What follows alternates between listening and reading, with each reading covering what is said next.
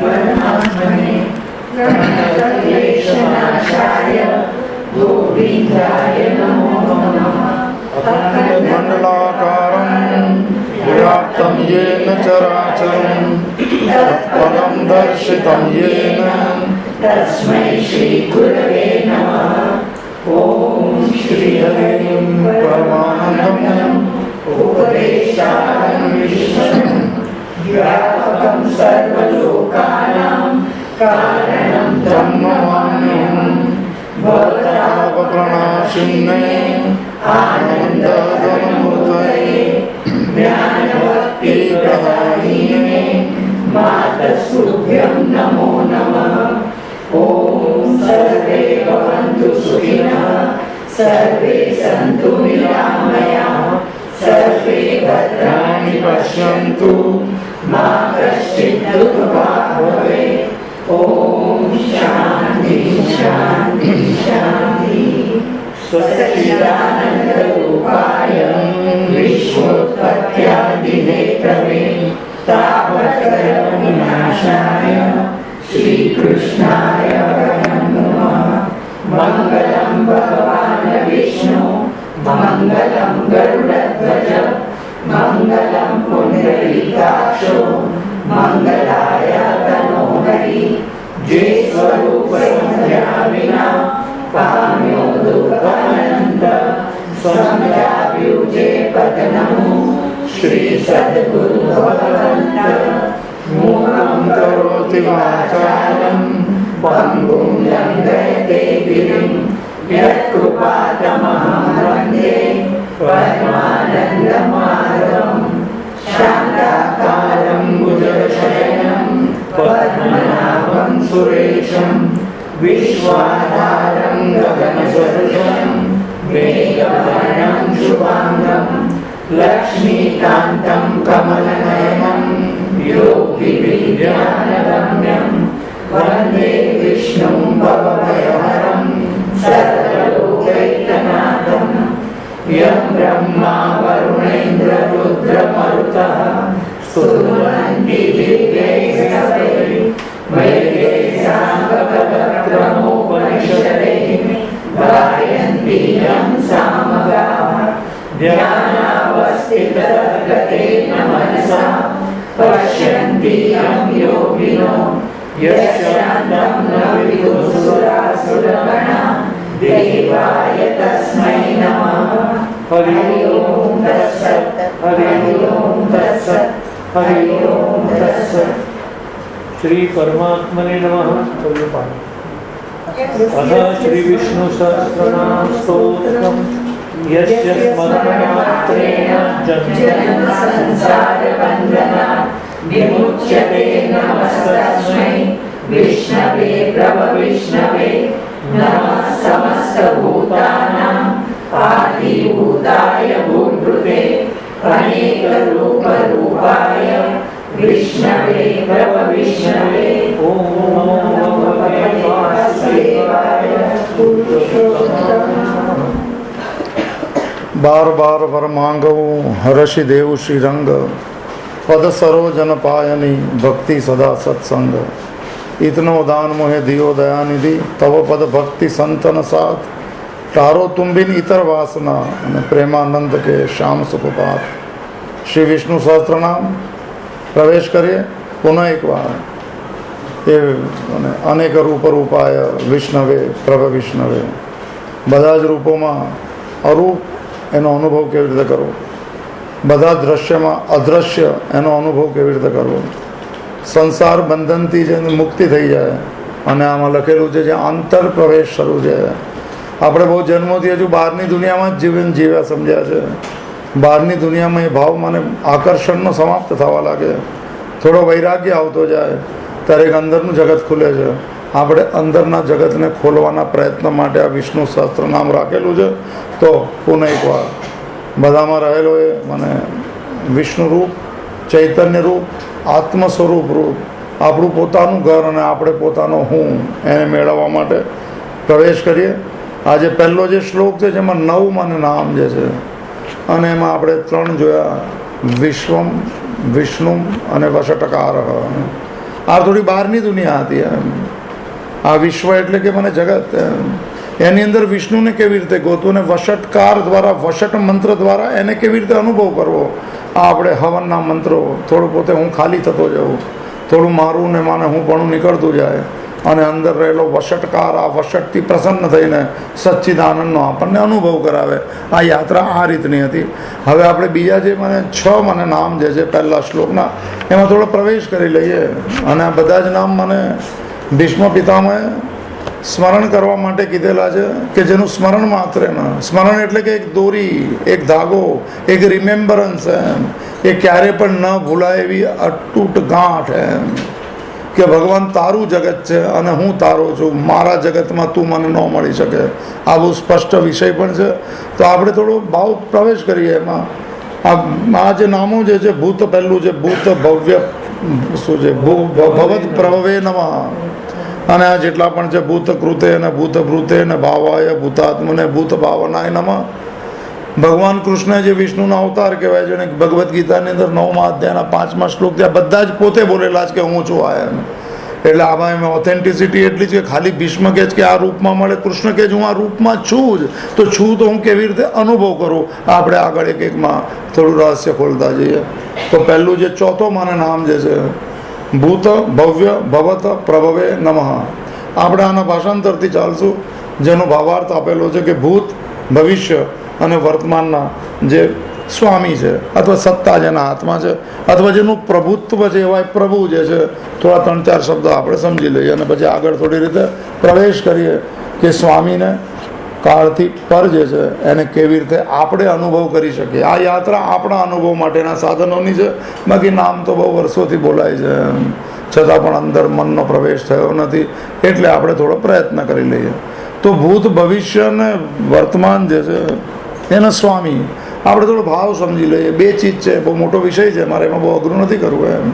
એકનું નામ છે ટાઈમ અને સ્પેસ એમ. અને આ ટાઈમ અને સ્પેસમાંથી જો થોડું છૂટતા જઈએ આપણે, તો સ્પેસલેસ અને ટાઈમલેસ જે છે પરમાત્મા અથવા આપણી ચેતના, એનો અનુભવ થાય. આ બે શબ્દ થોડા મોઢે રાખવા. એક મોટા મોટા બહુ જૂના જમાનાના પુસ્તકો હતા, દેશ અને કાળ, ભાષાંતર લખ્યું. દેશકાળનું એટલું મોટું પુસ્તક છે જેને ટાઈમ અને સ્પેસ કહી શકાય. આમાં એવો ભાવ આપેલો છે કે આ 3 નામ જે વિશ્વ, વિષ્ણુ ને વશટકાર જે છે, એ મને સ્પેસ માટે એટલે બહાર મને દેખાડે છે, કોઈ મને જગ્યા પર એમ. અને હવે આપણે આ જે નામ જે છે, ચોથું નામ જે છે, એ ટાઈમ સાથે જોડાયેલું છે, એટલે સમય સાથે જોડાયેલું છે. થોડું સમજી છે કે ભૂત શું છે, ભવિષ્ય શું છે, વર્તમાન શું છે, એનો સ્વામી કોણ છે, આપણે એનો અનુભવ કેવી રીતે કરીએ. તો ભૂત, ભવિષ્ય અને વર્તમાન જે છે પરમાત્માના જગતમાં કાંઈ જ નથી. આ મનુષ્ય પોતે અત્યારના બધું જ વર્તમાન ચાલે છે. અત્યારે જીવનમાં ક્યારે બી કોઈ ભૂત કાળ પણ નથી ને ભવિષ્ય પણ કાળ નથી. પણ વીતેલી ક્ષણને આપણે ભૂતકાળ કહી શકીએ, આવતી ક્ષણને આપણે ભવિષ્ય કહી શકીએ. એવી આપણી મને ભ્રાંતિ છે. અને આપણે વર્તમાનમાં રહી નથી શકતા. આપણું મન બે જ જગ્યા પર રહે છે, બે જ કાળમાં રહે છે. એક તો ભૂતકાળમાં રહે છે, ભૂતકાળની થયેલી મને એને ચિંતા, મને શોકમાં કે ભાઈ કઈ ખોટી મને સમજણમાં, અને ભવિષ્યમાં સુખ મળશે એવી ભાવમાં આપણે વર્તમાન ખોવાઈ ગયું છે. એટલે કાળ સાથે આપણે જોડાઈ શકતા નથી. હવે આપણે સમજીએ કે ભૂત, ભવિષ્ય અને વર્તમાન કાળનો જે સ્વામી જે છે, એનો અર્થ એમ થઈ જાય કે કાળથી ઉપર જે છે, જેને મહાકાલ બી કહી શકાય, અકાલ બી કહી શકાય. અને બધી ઘણી સાધના પદ્ધતિઓમાં નામ બહુ મને પ્રસિદ્ધ છે. મહાદેવનું એક નામ છે મહાકાલ, જે ઉજ્જૈનનું મને જ્યોતિર્લિંગ છે. નાનકની પરંપરામાં એમ કીધું કે સતશ્રી અકાલ અને બોલે સોનિહાલ, પણ લોકો બોલતા જ ગયા, ખબર જ નહીં પડી શું થયું. એટલે જોર જોરથી બોલે સોનિહાલ, બોલવાથી જ નિહાલ થઈ જાઓ, મને પામી જાઓ એમ. શું? સત શ્રી અકાલ. આ કાળથી ઉપર જેનો અકાળ એટલે નહીં એમ, જે કાળ સાથે નથી, પણ કાળ એના આધાર ઉપર છે. થોડો વિષય થોડો ગંભીર છે, થોડો ઘણું સરળ લઈ છે. અથવા બધા જ કાળ જેના હાથમાં છે, એને મહાશબ્દ કોઝ માટે લગાય, કારણ જે આવે ને, કારણ જેમાંથી ઉત્પન્ન થયું એમ, એને મહાશબ્દમાં વાપરી શકાય. મહાકાશ ને મને બી મહા લાગે એમ. તો કાળ જેના હાથમાં છે, અહીંયા પ્રભુત્વ લખેલું છે, સ્વામિત્વ લખેલું છે, જેનો કંટ્રોલ છે લખેલું છે, એને મહાકાલ કહી શકાય એમ. અને સતરૂપે બધે જ રહેલો છે. અને કાળ જે છે ને અસત છે. અસત એટલે એની સમાપ્તિ થતી, એક અવસ્થામાં ન રહી શકે, એને કાળ કહેવાય. ભૂતકાળ, વર્તમાન, ભવિષ્ય. હમણાં 1 મિનિટ પછી આ વર્તમાન એવો રહે, આપણે માટે ભૂતકાળ બની જાય, પછી ભવિષ્ય બને. આ બધી આ બહુ ઝંઝટવાળું કામ છે, આપણે એમાં પડવું નહીં એમ. સતશ્રી અકાલ અને બોલે સો નિહાલ એમ.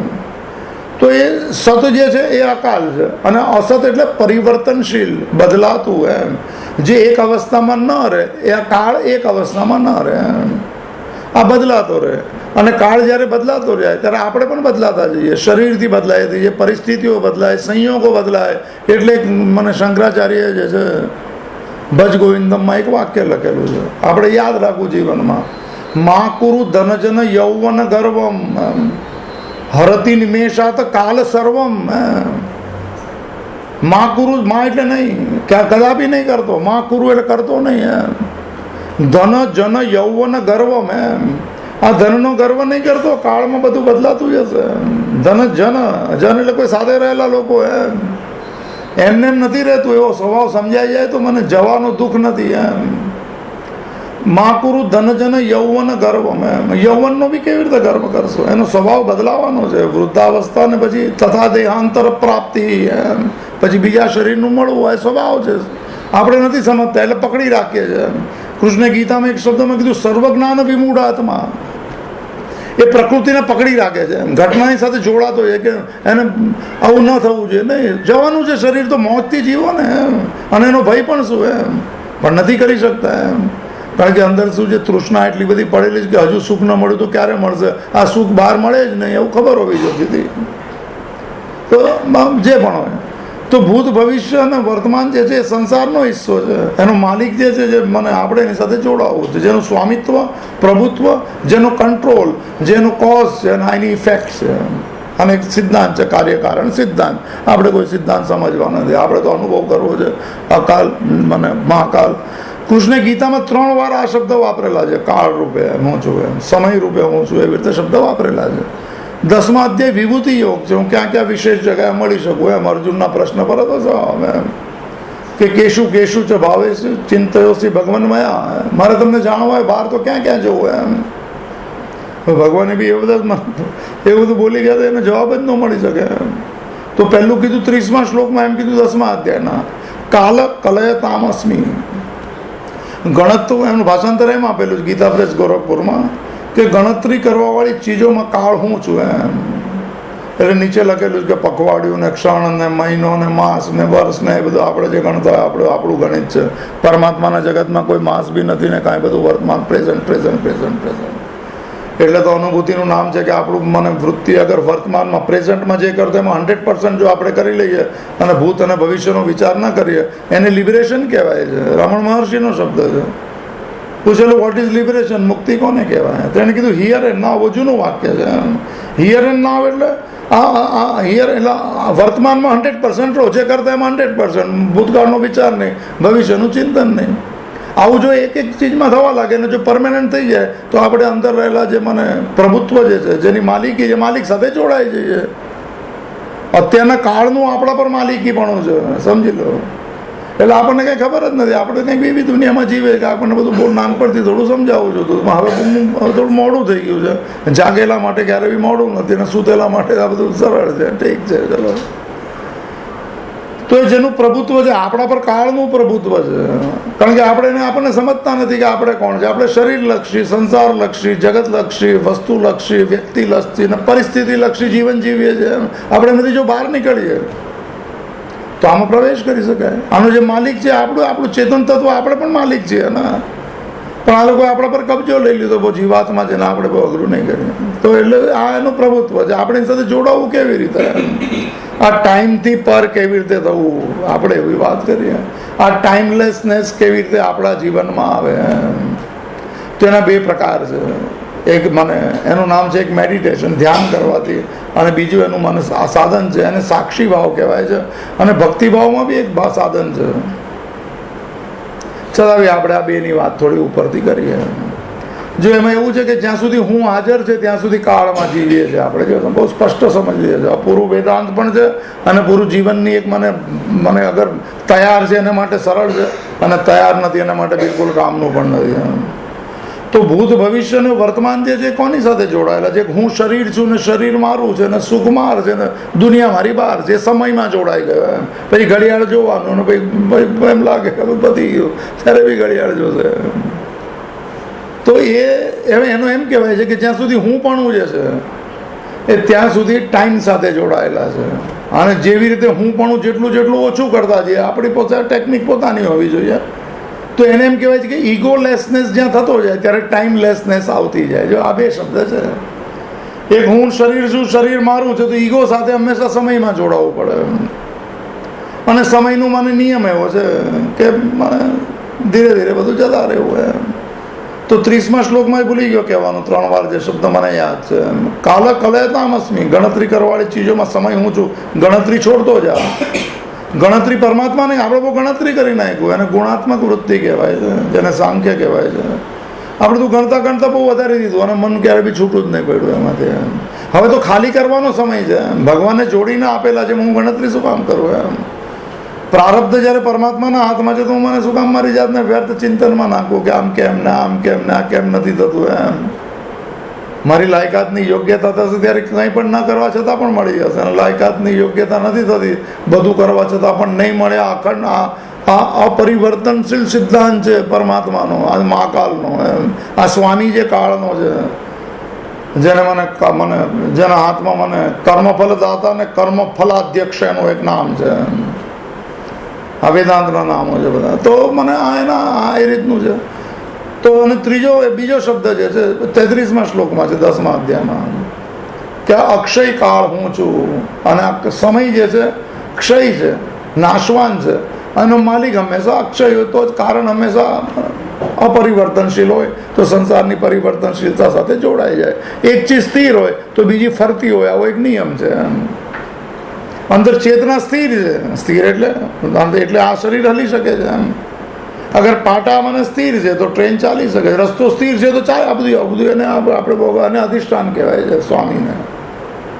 એનું જે સબસ્ટેટમ બધી ચીજનું છે એ મને સ્થિર હોય છે, એટલે કાળની ગતિ એના પર ચાલી શકે. મહાકાળ સ્થિર છે. આપણી વૃત્તિ જો સ્થિર થઈ જાય તો આપણે અનુભવ કરી શકીએ આપણે અસ્થિર છીએ. આપણે તો બહુ શાકાહી અનંતાશ છે, આપણે ઘણી જગ્યાએથી ફાયદો લઈ શકે એમ છે. આપણને કોઈ કહે કે આમ અહીંયા આમ મળી જાય તો આપણે તૈયાર છે જવા માટે. એને કદાચ જીવનમાં હું પોતે જ કેમ ન બદલું મારી જાત સાથે, કોઈ એક સાધનો લઈને. આમાં બહુ દોડવાની જરૂર નથી. આમાં એમ એક ગોતી લેવાનું જરૂર છે કે મારો આ ગોલ છે તો મને મળી જશે, ને ગોલ છે તો ગોલ નથી તો કાંઈ જ નહીં મળે. એટલે થોડો હિંમત રાખજો, થોડી નિષ્ઠા વધારજો જરા. આ મનુષ્ય જન્મ જે પરમાત્માની અનુભવ કરવા માટે મળેલો છે એનો જો ગોલ થઈ જશે, આપોઆપ સાધનો મળતા જશે, આપોઆપ સંયોગો બદલાતા જશે, અને જીવનને એવા રાહ ઉપર લઈ જશે જ્યાં ગયેલો ફરી ક્યારે પાછો મોહિત થતો નથી. યદ ગત્વા ન નિવર્તનતે તદ્ધામમ પરમમ. આ યાત્રા આ રીતની છે. થોડું આપણે 2 નાના સાધન લઈ લે, વધારે અઘરું નહીં કરતા. આ સ્વામી સાથે જોડાવું અને માલિક સાથે જોડાવામાંથી કેવી રીતે કરવું, અને આ લોકોની કાળની મારા પર માલિકી હું કેવી રીતે છોડું. હવે ફરીથી 1-2 વિષય થોડો સ્પષ્ટ કરી લઈએ. જ્યાં હું હાજર છે ત્યાં હું ટાઈમ સાથે છું, અને મારા હું અને મારાને હું જેટલું ગેરહાજર કરતો હોય એટલું આ ટાઈમલેસનેસ જે પરમાત્માનું એક નામ છે, જે સમયમાં હોવા છતાં પણ સમયથી દૂર છે. જો સમજી લે, શરીર સમયમાં છે પણ એનો સાક્ષી સમયથી મુક્ત છે. એટલે એક વ્યાખ્યા છે, સતની વ્યાખ્યા છે, જેનું નામ છે ત્રિકાલ અબાધિત અવસ્થાત્રય સાક્ષી સંશયથી સત. આ પરમાત્માની આપણી પોતાની વ્યાખ્યા છે, જેને 3 કાળની અંદર ન નેગેટ કરી શકાય. હાજર જ આ કાળ તો નેગેટ થઈ જશે. એનો બાદ શબ્દ છે, બાદ થઈ શકે, આનો બાદ નથી થતો. ત્રિકાલ અબાધિત સત. તો થોડું એક નાનું એક સાધન લઈ લઈએ આપણે. મારા હું ને કેટલું ઓછું, કેવી રીતે હું ઓછું કરું એમ. તો એનું પ્રભુત્વ જેનું છે, જે માલિક, જેને તમે વિષ્ણુ કહો કે મહાદેવ કહો કે મહાકાલ કહો કે આત્મા કહો કે અસલી હું કહો, બધા શબ્દના એક અર્થ છે. તો આપણે થોડું સમજી લઈએ કે કેવી રીતે ઇગોલેસનેસ કરીએ તો આપણે ટાઈમલેસનેસ બની જઈએ. ભૂતકાળ, ભવિષ્યકાળ ને વર્તમાનનો જે પ્રભુત્વ જેનો પર છે એને મળવા માટે આ 3-2 થોડી છોડવી પડે. એની પહેલી સાધના છે મેડિટેશન, ધ્યાન કરવાની. ધ્યાન મને બે જાતના છે. આપણે પહેલાં અહીંયા હનુમાન ચાલીસમાં બધી વાતો થઈ ગઈ, ખાલી આ સ્પર્શ કરતો છે. અને કોઈ ડિટેલમાં હોય તો કોઈ સવાલ પૂછજો તો આપણે સાધનો લઈશું અલગથી. એમ ધ્યાન શબ્દનો અર્થ છે કોઈ ધારણા બાંધવી જીવનમાં. એમ આ બધા ધ્યાન બી કરે છે પણ કોઈ ગોલ નથી, ક્યાંય જોડાવું નથી, કોઈ મને સાધ્ય નથી અને સાધના કરે છે લોકો. એમ સંસારી સાધના કોઈ કામમાં નહીં આવે. એમ સંસારના દુઃખથી જ નહીં છૂટી શકે. ફસાયેલા આવડે થોડી સમજણ પાકી આવડી જવી જોઈએ. આ યાત્રા પાકી, ભલે 2-5 જન્મ જતા રહે પાકી સમજણમાં. ખોટી સમજણથી કરેલી સાધના એમાંથી પાછળ આવવામાં બહુ સમય લાગી જશે, બહુ જન્મો લાગી જશે. એના કરતાં નહીં કરવી. એમ આપણી ટાઈપ બી આપણે સમજી લેવી. અગર શરણાગતિની ટાઈપ છે તો મને ધ્યાન નહીં કરવું એમ. અને અગર મને અહંકારવાળી મને યાત્રા જે છે તો પછી એને સાક્ષી બની જવું, અહંકારને સાક્ષી બનાવી દેવાનો. અને શરણાગતિમાં અહંકાર એટલે હું ને મારાને ભગવાનમાં સમર્પિત કરવાનો, સ્વીકાર ભાવ. આપણી ટાઈપ સમજાવી લેવી જોઈએ. તો એક ટાઈમલેસનેસની અવસ્થા ધ્યાનમાં થઈ શકે. ધ્યાન એટલે પહેલાં ધારણા કરી એમ કે કોનું ધ્યાન કરશો? આંખ બંધ છે, તમે કહો સગુણ ધ્યાન કરું તો ભાઈ શ્રીનાથજી તમે જે ને એ અગત્યનું નથી. મને ધારણા અગત્યની છે અને એની ઉપરની મારી દ્રઢ શ્રદ્ધા અગત્યની છે. એની અંદર મારે આ જોડાવાનો ભાવ અગત્યનો છે. બહુ હલકી હલકી મને સાધના આ સત્સંગો એક મને અંદરની પ્યાસ જગાડવા માટે છે, અંદરની એક મને જિજ્ઞાસા જે છે એને ભૂમુક્ષામાં બદલવા માટે છે. આ બીજો કોઈ કારણ નહીં હોઈ શકે આમાં. તો આ ધ્યાનનો શબ્દનો અર્થ છે કોઈ ધારણા બાંધવું હોય, કોઈ સગુણની ધારણા. કારણ કે હું શરીરધારી હોય તો મારે સગુણની સાધના કરવી જેવું 12મા અધ્યાયમાં કીધું. ન તો ક્લેશો અધિકતર તેષામ અવ્યક્તા સક્ત ચેતસામ. હું શરીરવાળો અને નિર્ગુણનું લોકો ધ્યાન કરે અને કૃષ્ણે ના પાડી છે એટલે નહીં કરવી. બાકી પ્રયત્ન કરી લો. એમ દિલ કો બહેલાને કે લે ખ્યાલ અચ્છા હે ખાલી કે હું બી ભક્ત છું, હું બી ધ્યાન છું. મળે નહીં કાંઈ. ફાઉન્ડેશન નહીં બદલાય. નિષ્ઠા સાથે ફાઉન્ડેશન બદલાશે. મારા ગોલ સાથે ફાઉન્ડેશન બદલાશે. હું જેવું એમાં અમે બિલકુલ પ્રવેશ નહીં. મંદિરો સારા છે, 56 ભોગ બી સારા છે અને પ્રસાદો બી સારા છે. ન પ્રસન્નતા આવી, ન ભાવ જાગ્યો, ન મૂર્તિમાં બી એવો ભાવ દેખાયો કે અમારી સાથે છે. શું કરશું એમાં? તો આ ટાઈમલેસનેસ, ઇગોલેસનેસ થવા માટે, આ ટાઈમલેસનેસનો અનુભવ કરવા માટે ધ્યાન બહુ ઉત્તમ સાધન છે. ધારણા બાંધીને 10 મિનિટ પ્રયાસ કરવો. એમ ફિલ્મ આવતી જશે. પહેલી વાર આંખ બંધ કરશે એ લોકો તો બહુ દિવસ બહુ તકલીફ થશે. કારણ કે એને ખબર નથી કે મન ક્યાં, મનમાં આંખ બંધ કરવાથી મન ફિલ્મ બની જાય અને આંખ ખુલ્લી હોય તો મન વિચાર રૂપે આવે. આ બે નિયમ સમજવા. એટલે જૂની મને એટલી બધી મને ભૂતકાળની મને ચીજોને એટલી બધી કરશે એટલે મન પ્રયત્ન કરશે કે આ મને ધ્યાન ન રહે. કારણ કે મન છૂટી જશે એમાંથી. જો સમજી લેજો, મનના બધા જ પ્રયત્ન ધ્યાન કરતી વખતે એવા રહેશે કે આને સંસારમાં ઉલઝાવી દે, મંદિરોમાં ઉલઝાવી દઈએ, કથાઓમાં ઉલઝાવી દો. એટલે ધારણા જેમ જેમ પાકી થતી જશે તો એક સ્થિરતા આવતી જશે. ત્યારે શરૂ થશે ધ્યાન.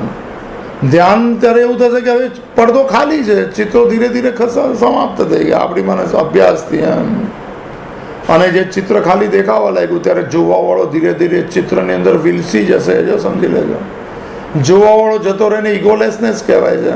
ત્યારે ટાઈમલેસનેસ સમયથી ઉપર જે છે એનો અનુભવ થઈ શકે. પછી સ્લીપલેસનેસ નહીં હોવી જોઈએ, કોન્શિયસનેસ હોવી જોઈએ. આ ઈગો એટલે હું પણ જે એનો જોવાવાળો ધીરે ધીરે સરકી જાય. આ ભક્તિમાં પણ આ રીતે થાય છે. હું અને મારું ધીરે ધીરે સરકતું જાય અને ભગવાન તું છે ને તારું છે એવું આવતા જાય. હું જેટલો જતો રહ્યો એટલો એનો અનુભવ શરૂ થવા લાગે ટાઈમલેસનો. એમ આ પ્રભુ કે સ્વામી જે ભૂત ભવિષ્ય અને વર્તમાનનો છે એના અનુભવ માટે ભૂત અને ભવિષ્ય સાથે શરીર ભાવ જેમ જેમ છૂટતો જાય. કારણ કે શરીર સાથે ટાઈમમાં, સમયમાં રહેવાય છે અને આ સમયની ઉપરની યાત્રા છે. એનો માલિક સમયથી ઉપર હોય. આવું થોડું સાધન કરી લેવું અને ન કરે ને શરૂઆત હોય જૂના ધ્યાનવાળા જે પાકેલા ધ્યાનવાળા હોય પણ ગોલ વગરના હોય એને માટે આ કોઈ કામનું નથી. એક પ્રયત્ન કરી લેવો મને લેમેન તરીકે. દિવસમાં 3 વાર મને પ્રયત્ન કરવો. 10 મિનિટ 3 વાર રાખવી. શું કરવાનું? દાંત બંધ રાખવાના, હોઠ બંધ રાખવાના અને ખાલી જોવાનું. એટલે ભાવ એવો રાખવાનો છે કે હું અત્યારે મારું આઈ એમ 100% કોન્સન્ટ્રેટિંગ ઓન વોટ. શ્વાસ આવ્યો અને શ્વાસ ગયો. બહુ જૂની મેથડ છે. દાંત બંધ, હોઠ બંધ, આંખ બંધ. આ શરૂઆત છે ધ્યાન કરવાની, ધારણા બાંધવાની પહેલાંની. આ ક્વોલિફિકેશન છે, આ ABCD છે આ લાઈનની. એમ તો એ કોશિશ કરવાની. વિચાર આવે ત્યારે કહેવાનું કે અત્યારે નહીં, 10 મિનિટ માટે વિચાર નહીં. એને થોડી ના પાડવી. એમ કારણ કે આપણને તો ખબર બી નથી. જન્મ અને મરતા સુધી વિચાર બંધ જ નથી થતા. એમ આપણે કોશિશ નથી કરી. એની ધારાઓને તોડવી જોઈએ. આ સમયની ધારા છે અને આપણે સમયથી ઉપર આનો અનુભવ થઈ શકે એમ છે. આ સમયની ધારામાં હું જો ન તો હું જેટલો વધારે અંદર જતો રહીશ એટલો સમય મને એટલો બધો દુઃખી કરી નાખશે. અનુકૂળતામાં સમય સારા જેવું લાગે છે, એમ કે સારા દિવસો તો સમય ક્યાં ગયો બસ ખબર નથી પડતી, અને દિવસ મને ખરાબ હતો એમ કે સમય જતો નથી. આનો કેમ આ સમય સાથે તમારે શું લેવા, તમે સ્વીકારવામાં કેમ નથી? એમ બહારની ઘટના સાથે શું કામ જોડો છો, અંદરના માલિક સાથે કેમ નથી જોડાતા? જે થાય જેવું થાય છે, બધું થાય છે એની મરજી જેવું, નાની ભક્તિ કેમ નથી આવતી? એમ વાત તો બહુ સરળ હતી. હું જેટલો ખોવાયો એટલો ટાઈમલેસમાં જઈશ, ઇગોલેસમાં આવશે તો આ દિવસમાં 3 વાર પ્રયત્ન કરવો, ભાઈ કરતા ન કરતા તો ધીરે ધીરે શું છે કે કોન્સન્ટ્રેશન એટલે ખાલી એટલે બોલવાનું થોડું અંદરથી દાંત બંધ રાખીને કે આવ્યો ને ગયો, એમ શ્વાસ આવ્યો શ્વાસ ગયો શ્વાસ. એટલે શું થશે કે કમસે કમ વિચાર એ સમયે 10 મિનિટમાં ધીરે ધીરે 2-5 દિવસ પછી ઓછા થઈ જશે. જેટલા વિચારો હોવા થયા એટલું કોન્સન્ટ્રેશનની ક્ષમતા તમારી વધી જશે. યુ બીકમ ક્વોલિફાઈડ ટુ મને એક્સપિરિયન્સ. એમ આવું દિવસમાં 3 વાર કરવું. બેઠા બેઠા ગાડીમાં જતા હોય તો ગાડીમાં કરી લેવું, એમ 10 મિનિટ બેઠા હોય તો 10 મિનિટ કરી લેવું. અને ભાઈ ધીરે ધીરે જો આગળ શું મોત થાય છે. મનથી વિચારોથી અગર આપણી ધારા એકવાર બી થોડી તોડી શકીએ તો શરૂઆત થઈ શકે સમયથી અસમયમાં જવાની, કાળમાંથી અકાળમાં જવાની, ભૂત ભવિષ્ય અને વર્તમાનના સ્વામી સાથે જોડાવાની. યાદ બહુ સીધી છે. તો આવું થોડું કરી લેવું. એમ આ ઉપરના દાખલા છે, અને કોઈ બહુ ડિટેલમાં કરવું હોય તો ચિઠ્ઠી મૂકજો. ઈચ્છા એટલે અંદરથી કરવાની હોય તો જાણકારી માટે કોઈ ફાયદો નથી. એમ તો જેમ જેમ આ ધારણાઓ મને સફળ થતી જાય અભ્યાસ દ્વારા, એમ કારણ કે બહુ જન્મોથી અભ્યાસ કરેલો છે મનને વિચાર સાથેનો, જે આપણને ખબર બી નથી. હવે અભ્યાસ કરવાનો છે ને મને ડીકન્ડિશન કરવાનું. આ કન્ડિશનિંગ છે માઇન્ડ. તમે ગમે તેટલું કરો ને ભગવાન એવું કાંઈ ન આવે એના શ્વાસના ને ઈચ્છાઓ સિવાય કોઈ આવે જ નહીં. ભૂલથી ભગવાન આવી છે પોતામાં કે ઈષ્ટ નતો, એમ લાગે કંઈક જરા આટલું પૂરું કરી દેજો. એમ લોકો જતા હોતા કે સાહેબ ખ્યાલ રાખજો. ભગવાન કે તું બી મારો ખ્યાલ રાખ થોડો. એમ શું ખ્યાલ રાખવું? તમને ધરાવી દો નહીં, તારી જાતને ધરાવી દે. એમ મૈયાર્પિત મનોબુદ્ધિ જો મત ભક્ત મેં પ્રિય. આ બધા લિસ્ટ મૂકવા જતો હતા મંદિરોની બહાર. ભગવાન કહે છે કે આવો ભક્ત મને પ્રિય છે. ને આપણે કેવા થઈને જે કેવા થઈને બહાર આવે પોતાની જાત સાથે પૂછી લેવું. એમ જે પોતાનું મન અને બુદ્ધિ મને અર્પણ કરે છે, મનના સંકલ્પો મને આપે છે કે તને મળવું છે. બુદ્ધિનો નિશ્ચય એમ કે તારા સિવાય શું છે, આ તો જોઈ લીધું. એમ અનુભવથી કરી લેજો. થોડો અનુભવમાં વૈરાગ્ય કેળવી લેજો બહારથી. સંસાર ફરવા માટે સારો છે, સુખ માટે નહીં. એમ આ મળેલા લોકો જ્યાં સુધી સારા છે મળ્યા છે ત્યાં સુધી, પણ એ મને પકડવાની દુનિયા છોડતા જજો, જેને ત્યાગ કહેવાય છે. આ ટકી જ રહેવું કોઈ નથી, કારણ કે સમયમાં કોઈ ટકતું નથી. એમ હરતી નિમેષાત કાલ સર્વમ મા ધન જન કુરુ ગૌરવ મા કુરુ ધન જન યૌવન ગર્વમ. એનો ગર્વ નહીં કરતો. એમ કેમ? હરતી નિમેષાત કાલ સર્વમ. એમ નિમેષ એટલે પાપણનું પડવું. એમ ઉન્મેષ એટલે ઉપર જવું. આટલી પલક, એટલે એક પલક, એને પલક પણ કહે છે. એમ એક પલકમાં, એક ક્ષણમાં. હરતી નિમેષાત. નિમેષ તો નાનો પ્રકાર છે. એમ હરતી નિમેષાત કાલ સર્વમ. આ કાળ તો બદલાતી કાળ છે. આ સમય બહાર બદલાતો છે. એ તો ક્યારે બી સમાપ્ત કરી નાખશે. એટલે ગૌરવ શું કામનું? એવું શંકરાચાર્ય કીધું ને કીધું ભજ ગોવિંદમ ભજ ગોવિંદમ ગોવિંદમ ભજ મૂળ મત. ભજ એટલે સ્મરણ એનું કર, સંસારનું નહીં. આમાં આજ છે શરૂઆત. યશ્ય સ્મરણ માત્ર. લોકો વર્ષોથી બોલે છે, મને બી ડરી ગયો. કોઈ કીધું 30 વર્ષથી કરીએ. મેં તો ભાઈ આપણે તો જો બધું ફોટું હમણાં જોયું. આના પર મારા ભાઈ આ લોકોને મારે શું સમજો, કારણ કે એને બોલતા આવડે છે. અનુભવવાની વાત છે. યાદ આજે બોલીએ છીએ ને, આંતરપ્રવેશ શબ્દ બહુ સારો શબ્દ છે. આપણે બહાર બોલીએ છીએ અને બહાર દેખાય છે, પણ અંદર રહેલો જેને માટે બોલાય છે એનો મળવું છે તો પછી શરૂઆત થઈ શકે છે. અંદરની મુલાકાત કરો. આ મુલાકાતના દરવાજા ખોલવાના રસ્તાઓ છે. દરવાજો ખુલ્લો જ છે. Knock the door and the door will be open. Jesus Christ બાઇબલમાં. દરવાજો ખટખટાવે પ્રભુના દરવાજો, એમ કે છે મારા પિતાનો. એમ the kingdom of my father. એમ નોક ધ ડોર. તો શું કહે છે? The door will be open. Knock કરવા જશે મનથી ત્યારે ખબર પડશે દરવાજો ખુલ્લો છે, તો મેં બંધ કરેલો હતો. જો આને આવરણ કહેવાય છે. હું જોવા નથી માંગતો. એમ આપણને કોઈ પૂછે ભગવાનને મળું તો આપણે પછી પાછું આ ઘરમાં પાછું નહીં આવવાનું. એમ કે ચાલો વૈકુંઠમાં લઈ જઈએ તો આપણે શું કહીશું? એમ હમણાં ને હમણાં ચાલો, કોઈ સંદેશા નહીં કે જઈએ જ ક્યાં. તો હા નહીં જાય. કેમ? આ આસક્તિ એને સારી લાગે છે. એને કે આની સાથે કોઈ મતલબ નથી. ભૂલથી પૂછી લે કે ચાલો આપણી સાથે, હવે ઘરે પાછું નહીં જવાનું તો આપણે અત્યારની કેટલા તૈયાર છે પૂછી લેજો. એમ આપણી બિલકુલ તૈયારી નથી. આપણે જેવા છે એમાં કંઈ બદલવા માંગીએ છીએ. એમાં તો મંદિરો થઈ ગયા, સારા છે, કરવા જોઈએ મંદિર. ત્યાં સુધી જવા માટે કે આ શરીર મંદિર છે ને એમાં પરમાત્મા રહેલો છે, એને માટેનો આ મંદિરો હતા. આપણે ગોળ ગોળ ગોળ પૂજારીઓ એ ફેરવી દીધા. યાત્રા બહુ સરળ હતી, આપણે ગૂંચવી નાખી અને આસક્તિ એટલી બધી લાગી ગઈ. ઘણા જણને ભગવાનમાં આસક્તિ લાગી, પૂજા કરવામાં બહુ સારી વાત છે, કરવી જોઈએ. તો એ કમ્પલસરી એક્ટ છે, એનાથી પુણ્ય ન મળે. એમ ન કરો તો પાપ લાગે કે નહીં મને ખબર નથી. એમ આ ફરી ગઈ યાત્રા. તો ટાઈમ મને જેમ જેમ ઈગો એટલે હું પણ જેટલું ઓછું થાય એટલું ટાઈમલેસનેસ થતું જાય. આમ મોડે રાખવું એમ તો સમય આપણને અસર નહીં કરી શકે. ભાઈ સમય જેને અસર કરશે. હું જેટલો ઓછો થાય, હું શરીર છું તો જેટલું હું ઓછું થયું શરીરનું ને શરીર મારું સાધન બનતું જાય તો ભાઈ શરીરને કાંઈ થાય તો મને કાંઈ ન થાય, હું ઇલાજ કરું. તો એમ જો સમજી લેજો, સમયમાં શરીર જતું રહેશે. એની અંદર જાણવા વાળો તો હંમેશા સમયમાં છે. એ તો મહાકાળ છે, જેને સાક્ષી કહેવાય, જેને અસંગ કહેવાય છે, જેને ચેતના કહેવાય છે, જે હંમેશા એક જ અવસ્થામાં રહે છે, જે બદલાતી નથી. તો આ થોડો પ્રયોગ કરી લેવો આપણે. શરૂ થયું છે 2-5 શ્લોકમાં બી તમને થોડો અનુભવ થઈ શકે એમ છે. એકવાર અનુભવનો છાંટો લાગી જશે તો થોડી ભ્રાંતિવાળી દુનિયા ભૂલી જશે. બહુ વાંચવાની જરૂર નથી, થોડું આચરણ કરી લેવાની જરૂર છે. બહુ સાંભળવાની જરૂર નથી, આચરણ કરી લેવાની જરૂર છે. બહુ મને દોડવાની જરૂર નથી આ યાત્રામાં, કારણ કે પરમાત્મા મળેલો જ હોય, ભગવાન સાથે જ હોય. એને ગોતવા ન જવાય. એમ ગોતવા તો પ્રારબ્ધને જવાય જે આપણા હાથમાં નથી, અને થાકી જશે, પરિશ્રમ કરાવી દેશે. અને કૃષ્ણ કહે છે કે પરિશ્રમ કરાવે અને બહુ લાંબા સમય સુધી ફળ મળે ત્યારે સમજી લેજો આ રજસ ગુણ છે, આ દુઃખ સિવાય કાંઈ નથી આપતું, દોડાવતા રહેશે. તો આ એક નાનું સાધન છે.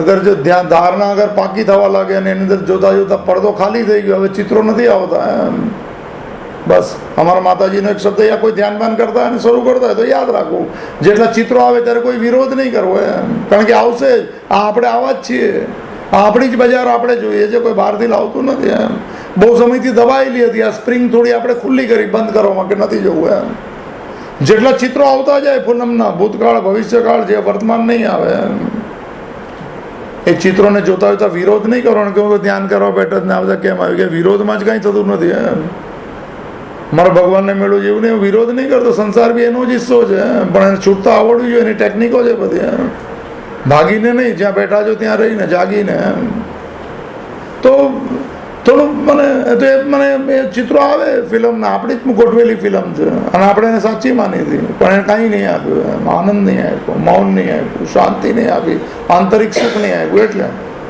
તો એમ કહેવાનું કે ભગવાન આ બધા તારા રૂપ છે, જેટલા બી આવે એટલા. શત્રુ બી આવે, દ્વેષવાળા બી આવે, આપણા ટીકાવાળા બી આવે, ને આપણા કહેવાતા અને માનેલા આપણા બી આવે, જે ક્યારે ટકવાના નથી. ટકવા આ કાળનો સ્વભાવ છે, એ નહીં ટકવા દે. આપણે ખોટા સાંધા મારીએ છીએ.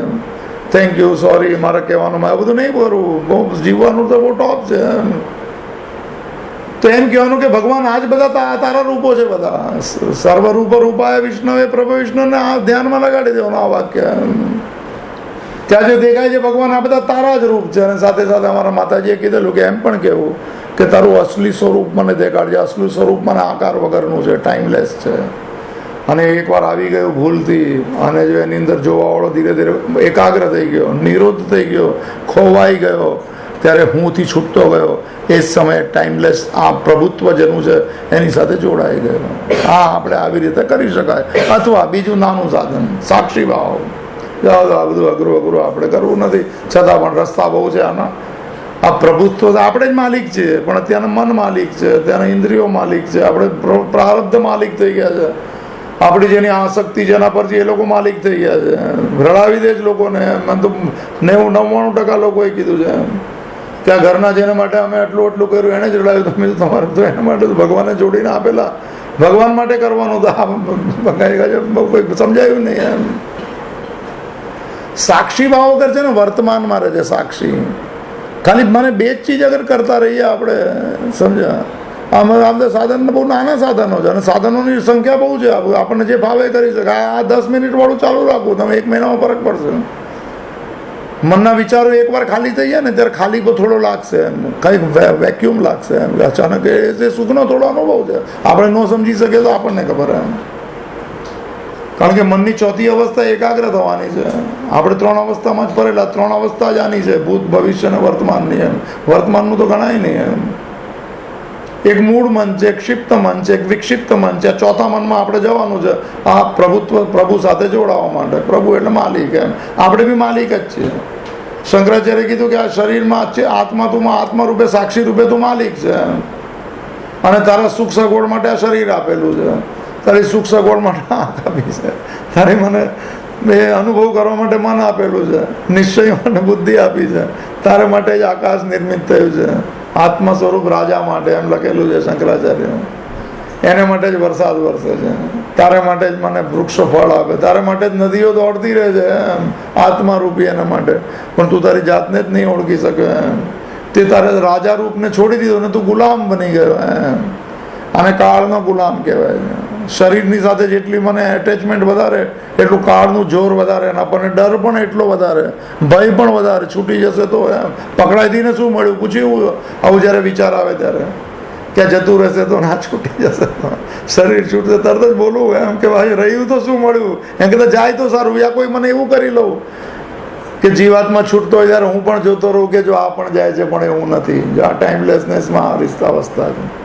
ઇગોલેસનેસ, ટાઈમલેસનેસ, કોન્શિયસનેસ, સ્લીપલેસનેસ, અને આ એનો અનુભવ થઈ શકે. સાક્ષી બનવા જેવું છે જીવનમાં. ઘટના ઘટતી જાય, ઘટના બહાર છે, આ સાક્ષી ભાવ કહેવાય છે એને. ઉપનિષદ એમ કે છે કે અસંગો અયમ પુરુષ, તું તો અસંગ છે. કૃષ્ણ બી કે છે કે અસંગ શસ્ત્ર. ને આપણે કોઈ શસ્ત્ર નહીં લીધા વૈષ્ણવ. શસ્ત્ર એટલે સાધન, શસ્ત્ર એટલે જીવવાનો આધાર, શસ્ત્ર એટલે કૃષ્ણ કીધે આપેલી કૃપા. આપણે સંગ થઈ ગયા, બધામાં જોડાઈ ગયા, સારામાં સારું ગોળ કરતા રહે. ભાઈ કાંઈ નહીં, લોકો વાત કરે ત્યારે બી ડર લાગે છે કે આ છૂટતા હોવો જન્મ લાગી જાય. જે રીતે પોતાની જાતને એને ગાંઠ મારી દીધી, દોરી એક જ હોય સીધી, ઉલજી ગઈ તો એને ગાંઠ કહેવાય છે, એને ગ્રંથિ કહેવાય છે. અને આ શાસ્ત્રનું કામ છે એને નિર્ગ્રંથ કામ દેખાડવાનું કે અહીંયા બંધન, અહીંયા બંધાયેલું છે. આપણું આપણને દેખાડે છે આ લોકો. આપણને ક્યારે બી ન લાગે આપણે બંધાયેલા છે. આપણે છે ઓલું પહેલી લાઈન શું છે યાદ નથી. સંસાર બંધન શું છે, શું છે? યસ્ય સ્મરણ માત્ર ને સંસાર જન્મ મૃત્યુ સંસાર.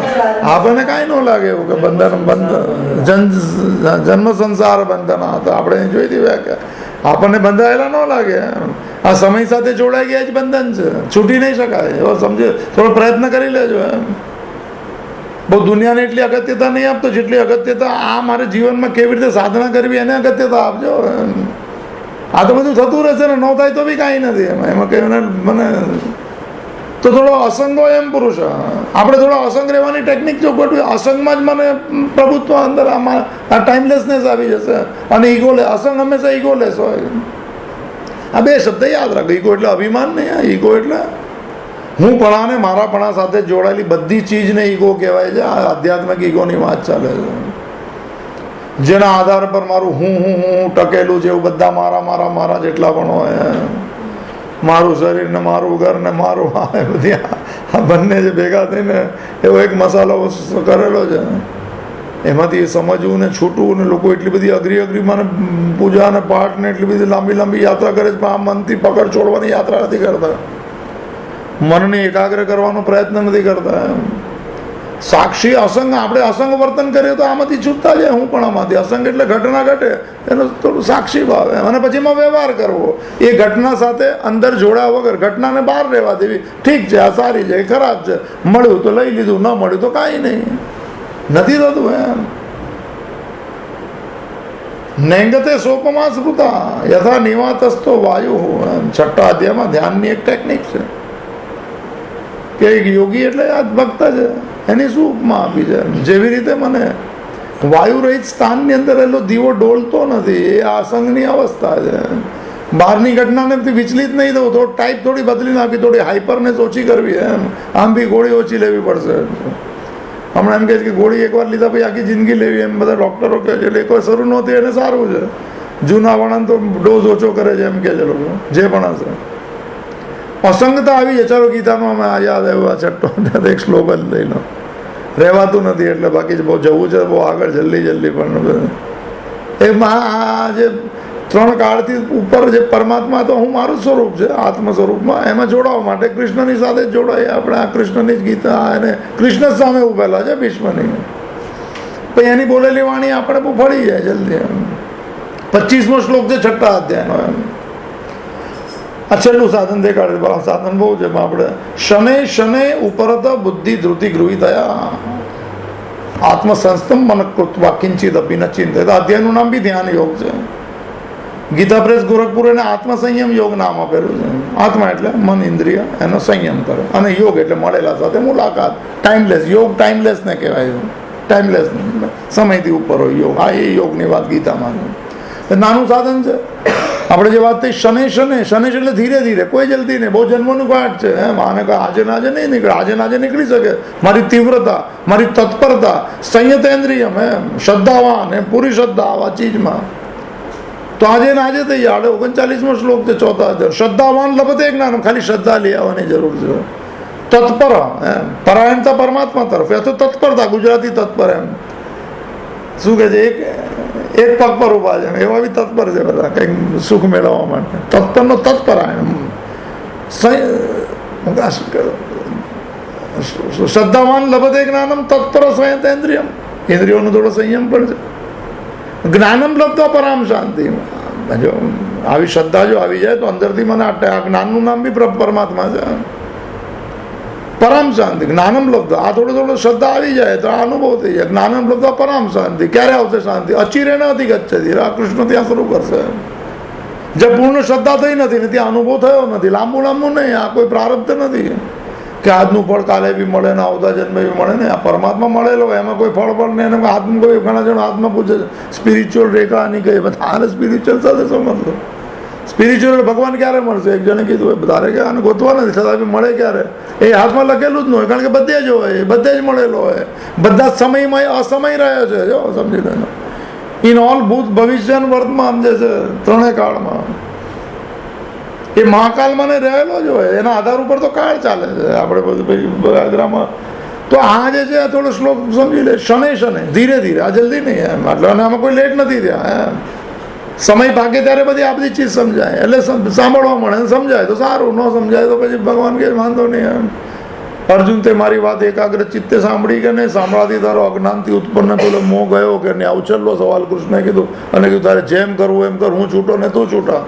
કૃષ્ણે પકડ્યા. અર્જુન થોડો સજ્જન માણસ, એને કીધું નહીં તમે કહેશો એમ કરી. આપણે બધું વિચાર શાસ્ત્રે કેમ થોડું કરવાની હિંમત હોવી જોઈએ.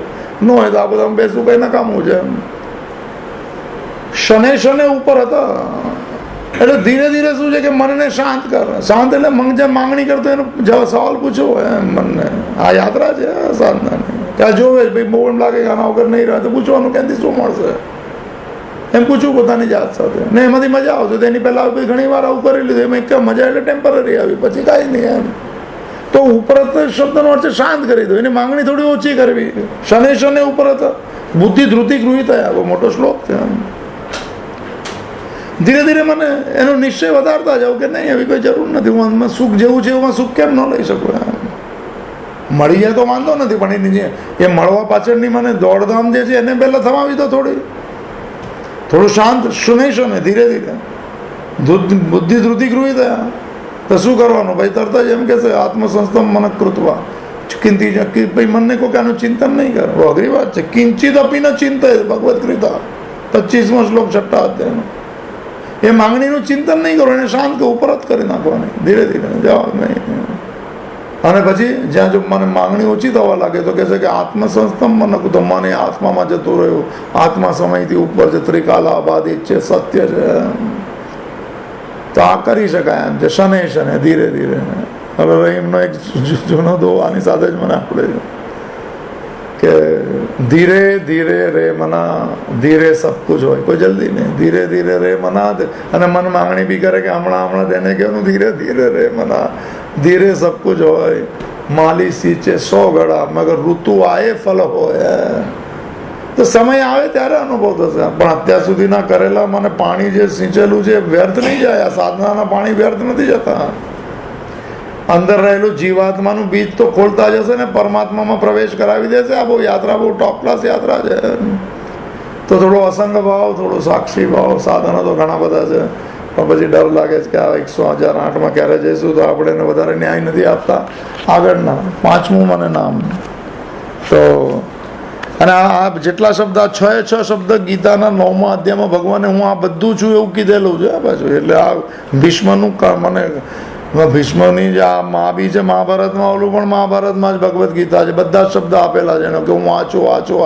આપણે થોડો પ્રયત્ન કરીએ છીએ કે ભગવાન કહે છે સાચું છે, હું કેવી રીતે પ્રયત્ન કરું એની સાથે મારી મનની વૃત્તિને જોડવા માટે સાધના આટલી જ હોય, બીજી કોઈ ન હોય. તો 5મું ભૂતકૃતે નમઃ. ભાષાંતર લખેલું છે કે પ્રાણી માત્રનો જન્મદાતા. આ બધી ઝંઝટવાળું કામ છે. જન્મ કોણે આપ્યો? આપણી પાસે તો લિસ્ટ છે, મા બાપના નામ બી છે ને વિઝિટિંગ કાર્ડ બી છે, મ્યુનિસિપાલિટીનો રેકોર્ડ બી છે. આ કયા મને બી નવાય લાગે કે આ જન્મ કોણે આપ્યો એ મને. અને જન્મ આપવાનો હંમેશા અજન્મ હોય. જેમ સમયથી જે ઉપર હોય ને એ ટાઈમલેસ મિસલ હોય, એમ એવી રીતે આ જે જન્મ આપવાવાળો છે ને એ અજન્મા હોય. એનું નામ છે અજો પિસન અવ્યય આત્મા ભૂતાનામ ઈશ્વરો પિસન. કૃષ્ણ 4થા અધ્યાયમાં અવતારની કથા કરતા કહે છે હું અજન્મા છું. અજન્મા જન્મ આપી શકે, સ્થિર હોય જ અસ્થિરતામાં પ્રવેશ કરાવી શકે, મહાકાલ હોય જ કાળ સાથે જોડાઈ શકે. આવા સિદ્ધાંતો યાદ રાખ. બધા વિરોધી તત્વ જે છે જ્યાં બે ભેગા થાય અને જેમાં સ્થિર રહે પર ભગવાન કહેવાય છે, એવી એક નાની વ્યાખ્યા છે. બધા જ વિરોધોમાં જે અવિરોધ ઉભો હોય, વલ્લભાચાર્યની વ્યાખ્યા છે ભાગવતમાં. એ ભાઈ આપણે અઘરું નહીં કરીએ. આપણે જોયું કે શું શબ્દ છે? પ્રાણી માત્રનો જન્મદાતા. પ્રાણી શબ્દનો અર્થ જેટલું બી ઉત્પન્ન થયું છે બધું છે. એટલે પ્રાણી શબ્દ પ્રાણ સાથે બી જોડાયેલો છે. આપણે કોઈ પશુ પક્ષી એટલે કીડી બીડી બધું જ આમાં આવી જાય. આપણે આપણી તરફ લઈએ 84 લાખ યોની, બધી જ યોની એકદમ આખા લિસ્ટ છે. પૂરા 15 લાખ જળચર ને 20 લાખ એટલા આ છે. એટલે વધારે જ છે. 84 લાખ તો નાની છે. આ જળ પાણીની અંદર જ 20-25 લાખ છે. આપણે મનાઈ જઈએ. આ જન્મદાતા કેવી રીતે થયો? આપણે તો મા બાપ જન્મ આપે છે એવું આપણે માનીએ છીએ. તો પરમાત્મા જન્મદાતા કેવી રીતે થયો? જન્મદાતાની મૂળ નિયમ એવો છે, એની હાજરી સિવાય આ સંસારમાં કાંઈ નથી થતું. પહેલા એક નિયમ આવો જાય, એની હાજરીમાં જ કોઈ ચીજનું મને સર્જન થઈ શકે. વિસર્જન માટેની જરૂર નથી, કારણ કે એ તો સિસ્ટમ અંતકોળ છે કે જન્મ્યું એટલે જે એનો સ્વભાવ હશે એટલું ટકશે અને જશે અને ફરી જન્મશે. એ જ ફરી જન્મે ત્યારે પાછું હાજર હોય. હાજર એટલે વિશેષ રૂપે હાજર હોય, બાકી એની કોઈ જરૂર ન હોય. હવે આપણને કોઈ કે ભગવાન જન્મ, આપણે બહુ ઘણા વખતથી હમણાં વાત ચાલે છે. થોડું ઓલા શું છે, ઓલા જ્ઞાતિઓના બધા આવે છે, ઓલા વડવા ને શું ખબર ને આંબો. ઓહો, એ આંબામાં 20-25 પેઢીના નામ બી છે. એમાં આંબાની ઉપર લખવું જોઈએ કે ભગવાન, પછી એમાંથી ઋષિ ને કયું તમારું કુળ કયું એ ઋષિ, એ બધા નામ આપીને પછી છેલ્લે બ્લેન્ક રાખવાનું. છેલ્લા 10-15 જેટલા નામ ખબર છે. નવાઈની વાત છે. લોકો છાપામાં ફોટોની ઉપર લખે નૈનમ ચિંતનથી શસ્ત્રાણી. મને બહુ વિરોધી લાગે છે શબ્દ. આને શસ્ત્રો છેદી નહીં શકે, પણ આને છેદી શકે. આ જેનો ફોટો છે એનો એમ આ દેખાડો કેવી રીતે? આ બધો જ વડલો ને આંબો જેટલા જે છે, આંબાનું બીજ જે છે એ આ પોતે છે એમ. આ બધી જ મને ઉત્પત્તિ જે છે જેના આધાર ઉપર છે, જે ક્યારે પણ કોઝલેસ કોઝ હોય એ જ ઉત્પન્ન કરી શકે. આપણે બધું વેદાંત થોડું અઘરું આવી જાય આમાં. આપણે થોડું ઉપરથી લઈ લઈએ. આપણો જન્મદાતા પરમાત્મા કેવી રીતે? આપણો જન્મ એટલે શું? આ તો શરીરનો જન્મ મા બાપ આપે. અંદર રહેલી જીવાત્માની ગતિશીલતા પરમાત્માની ચેતના આપે છે. જો સમજી લેજો. આ શરીર જે છે અહીંયા મા બાપથી મળેલું છે.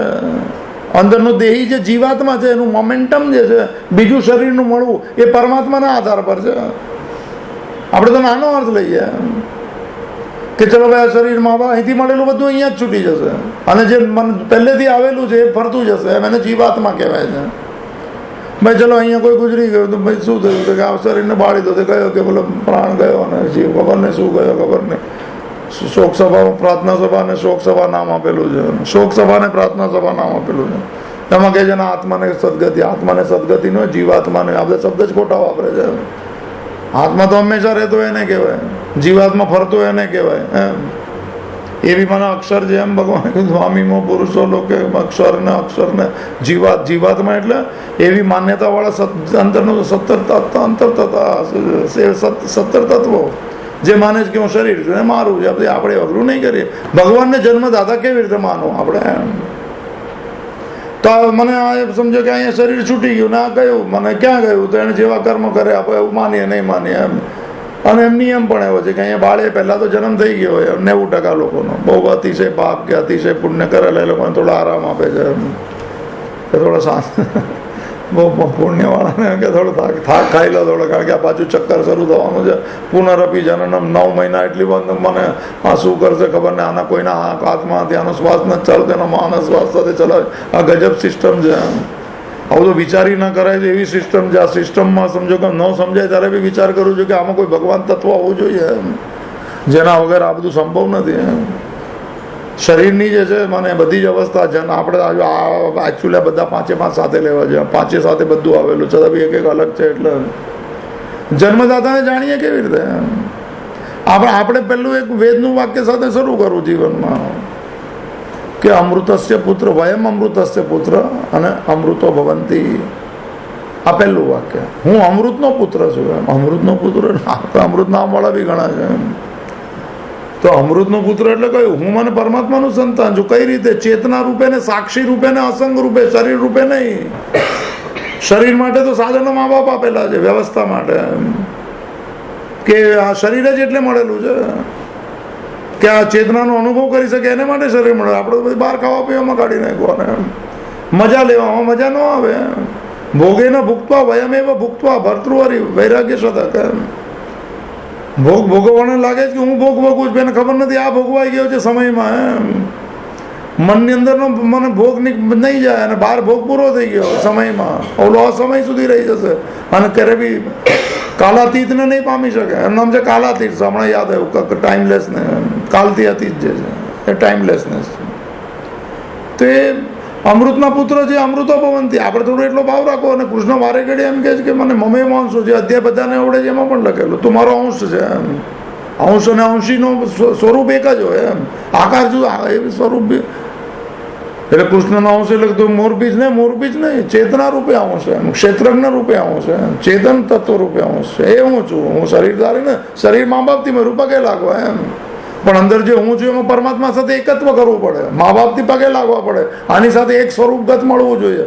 અઘરો વિષય થઈ શકે એમ છે. ડર લાગે છે એનો થોડો કે બ્રેક લાગી જાય મને બોલવામાં, એટલે શું કન્ટિન્યુટી નથી. તે એવી રીતે કરી શકે. તું અમૃતનો પુત્ર છે, તારે અમૃત બનવું જ પડશે. આવું વાક્યનું બધું ભારે વાક્ય કરી નાખ્યું. વિવેકાનંદે ટ્રાન્સલેશન કરીને કહી દીધું કે every human is destined to be divine. એના બાપને મળવું જ પડશે અને જન્મદાતાને. ક્યારે મળશે? નાસ્તિકો બી મળશે, બધા જ મળશે. ભાઈ એક ચક્ર છે ફરીથી આ સર્કલ પર ચાલે છે આ બધું એમ. અહીંયા કોઈ મને ગોળ છે, વર્તુળ છે. પૃથ્વી બી ગોળ, બધું ગોળ આપેલું. ગોળમાં શું છે? ગોળમાં એમ એટલે કે પહેલાં હું અમૃત તરીકે જન્મ્યો, અમૃતના પુત્ર તરીકે. પછી મેં મારી જાતને શરીરલક્ષી માની લીધી. પછી કોઈ શરીર મળ્યું તેના મા બાપને મારા માની લીધા. એમ કરતાં પછી હું એટલો બધો આસક્ત થઈ ગયો શરીરમાં. અને એવી રીતે કરતાં જન્મ મૃત્યુ જે એટલે કેટલા બધા જન્મો થઈ ગયા એમ. પછી મને ક્યારેક એક એવો ઘટના ઘટી જાય અને પ્રસંગ બની જાય ત્યારે ખબર પડવા લાગે કે નહીં આ બધું કર્યાથી તો કાંઈ જ નથી મળતું એમ. એવી કોઈ ગુરુ કૃપા, એવી કોઈ મને સદગુરુની આંખ, એવું થઈ જાય ત્યારે એમ લાગો કે નહીં આમાં કાંઈ નહીં મળ્યું એમ. ત્યારે હવે શરૂ થઈ ગયા, જ્યાંથી આવ્યો ત્યાંથી પાછા જવાનું એમ. આ નિયમ છે. આકાશાત પતિતમ તો એમ સાગરમ પ્રતિગચ્છતિ એમ. આ પાણી મને આકાશમાંથી પડે છે, ક્યાં જશે? જ્યાંથી બી આવ્યું એને સમુદ્રમાં જવું પડે એમ. કેમ? જ્યાંથી આવ્યું ત્યાં પાછા જવાનો આનો નિયમ છે. આ જન્મદાતા પાસે આપણે ચેતના રૂપે જીવાત્મા રૂપે જવું પડશે, ત્યારે આપણે પરમાત્મા બનશું. આ બેઝિક ફોર્મેટ છે. પાણી ક્યાંય બી પડ્યું તો સમુદ્રમાં શું કામ છે? સમુદ્રમાંથી જ વાદળ થયા છે, એમાંથી જ પાણી આવ્યું છે. આપણે મમે વાંશો જીવલોક અને જીવભૂત સનાતનમ એમ. જીવભૂત જે છે, જીવ ભાવ બી સનાતન છે. સનાતન એટલે નહીં જાય જ્યાં સુધી કોઈની કૃપા નહીં થાય ત્યાં સુધી. અસલી સનાતનમાં પ્રવેશ કરવો છે. શરીરરૂપી મા બાપને પગે લાગવા, શરીરરૂપી સંબંધોને પ્રેમ આપવો એમ. પણ હું તો ભગવાનનો છું, અને ભગવાન મારા છે અને ભગવાન માટે છું. આ આવવું જોઈએ. હું સંસાર માટે નથી, સંસાર મારો નથી, નો સંસાર નો નથી. કારણ કે શરીર સંસારનું છે. રામ સુખદાસજી એમ કહે છે કે આ શરીર પ્રકૃતિ છે, એને મને સંસારની સેવા માટે જ વપરાય, પોતાને માટે તો હું પરમાત્માનો છું. શું વાક્ય છે એમ. પણ થોડું આ માર્ગમાં થોડો રસ હોય એના માટે કામનું છે. જન્મદાતાને આપણે નહીં ઈચ્છે તો પણ મળવું પડશે.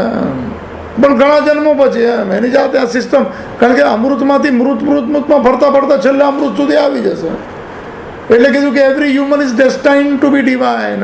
એની અંતિમ લક્ષ્ય, અંતિમ એટલે બહુ જન્મો જ હતા, નાસ્તિક થવા દો, જે બી થવા દો, ભક્ત થવા દો, અંતે તો એને કરવું જ પડશે. આ ચક્ર આ રીતનું છે.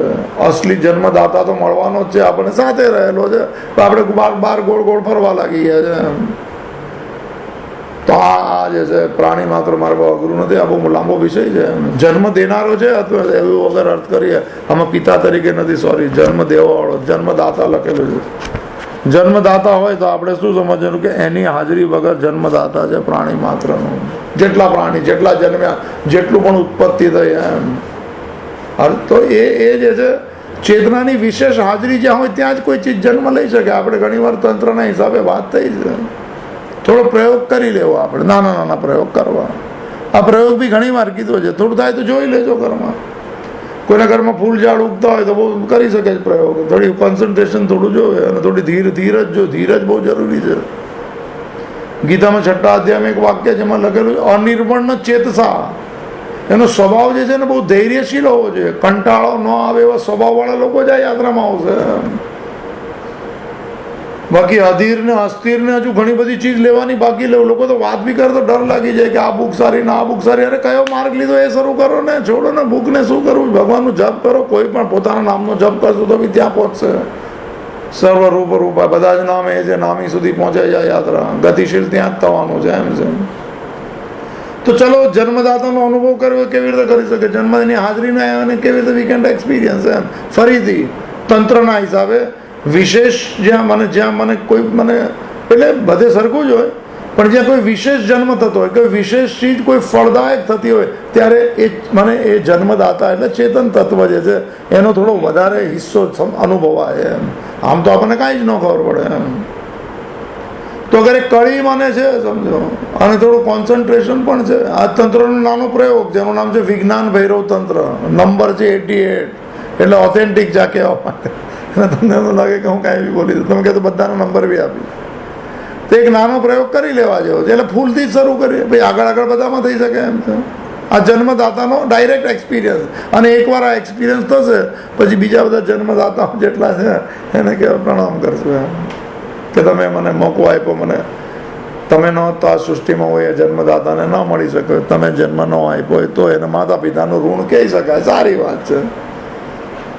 તો એની અંદર કળી સમજો સવારના ખીલતી. મને આ મારો વિષય નથી એટલે ખબર નથી. સવારના ખીલે સવારના ખીલતી હોય સમજો 6 વાગે જેટલા હોય કે આપણે 5 વાગે થોડું બેસવું ખુરશી પર ફર્સ્ટ ક્લાસ મને ઠંડકમાં. અને ખાલી પ્રયત્ન એવો કરવો, કારણ કે આ ખુલશે ને ત્યારે વધારે ધક્કો લાગશે ત્યાં. જો હવે આ જન્મે છે એટલે કળીરું તો મને એ બધું બીજ તો ખુલેલું છે આનું. હવે આનું મૂળ ખુલતી વખતે એનો એક્સપિરિયન્સ થઈ શકે ધડકનનો એમ. એ કળીઓના ખીલવાનો અવાજ સંભળાય છે એમ કે છે. ચીટીઓ કે પેર મેં નૂપુર બાંધે મેરા સાહેબ સુનતા હે. કબીર જે કે છે આમાં આવી રીતે સાંભળે છે. તંત્ર છે સાંભળવાનું એમ. એટલે મને બહુ અઘરો વિષય કરી નાખે તો કીડીના પગમાં મને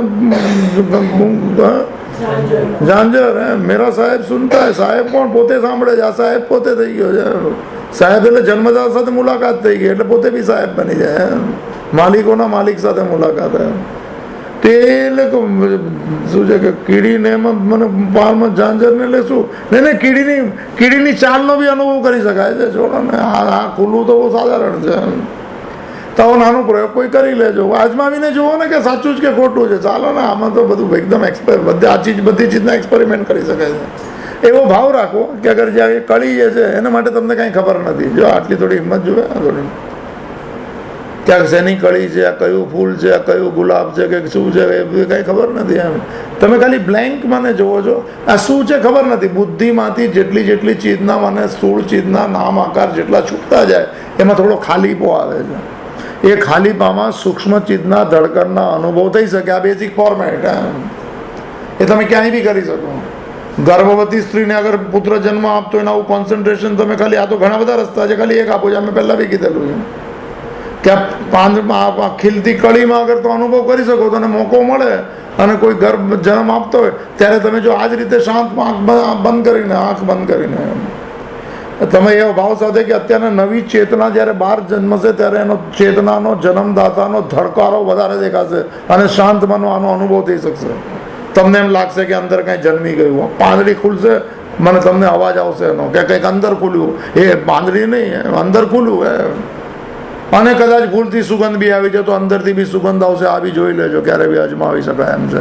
તો આનો નિયમ એટલો છે કે તમે આને માટેના નામ અને આકાર એટલે તમે આની માટે જાણકારી નથી રાખતા. જો આના નિયમ એવા છે, ખાલી છો તમે અને મન શાંત પણ છે અને અનુભવ કરવો છે એવું પણ કાંઈ નથી. યુ આર જસ્ટમાં તમે એમ જ સહજ થઈ ગયા છે. સહજમાં એટલે કે બેઠા છે જોઈશું અનુભવ એ બધું નહીં.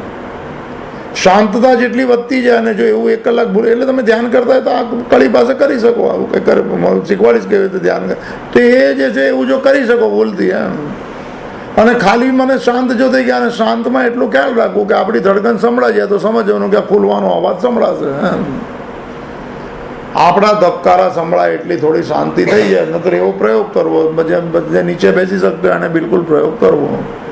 શું પ્રયોગ કરો? 15-20 મિનિટ અથવા અહીંયા નો સંભળાય તો વાંધો નહીં, ન લગાય તો વાંધો નહીં.